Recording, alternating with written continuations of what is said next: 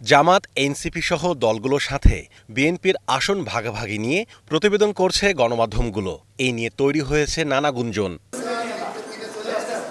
তবে বিএনপি বলছে এই ইস্যুতে দলে কোনো আলোচনা হয়নি।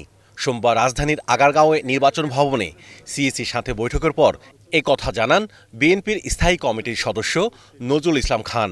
ত্রয়োদশ সংসদ নির্বাচনের প্রস্তুতি নিয়ে এই আলোচনায় বিএনপির প্রতিনিধি দলের নেতৃত্ব দেন তিনি।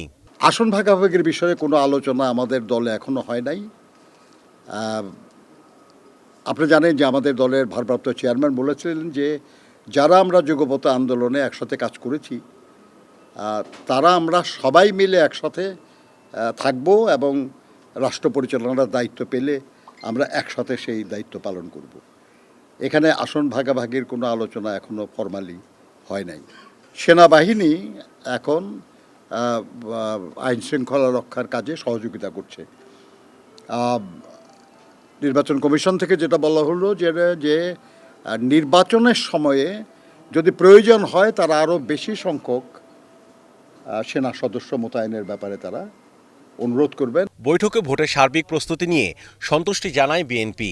নজরুল ইসলাম খান বলেন, ফেব্রুয়ারিতে ভোট হওয়া নিয়ে কোনো শঙ্কা দেখছেন না তারা। শঙ্কার বিষয়ে যারা বলতেছে যে ফেব্রুয়ারিতে হবে না,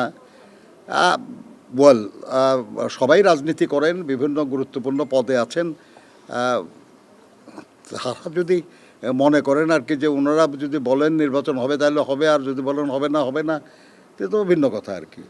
কিন্তু আমরা তো যতটুকু জানি যে প্রধান বা উপদেষ্টা মহোদয় বলেছেন নির্বাচন হবে, নির্বাচন কমিশন প্রস্তুতি নিচ্ছে। তারপরে কিসের ভিত্তিতে কোন ক্ষমতার বলে উনি বললেন এটা, এ ব্যাপারে বোধহয় তাকে জিজ্ঞেস করলে ভালো হয়। চলতি সপ্তাহে ভোটের রোডম্যাপ ঘোষণা করবে নির্বাচন কমিশন। এমন সময়ে ইসির সঙ্গে বৈঠক করল BNP. Mahmudul Hasan, star news, Dhaka.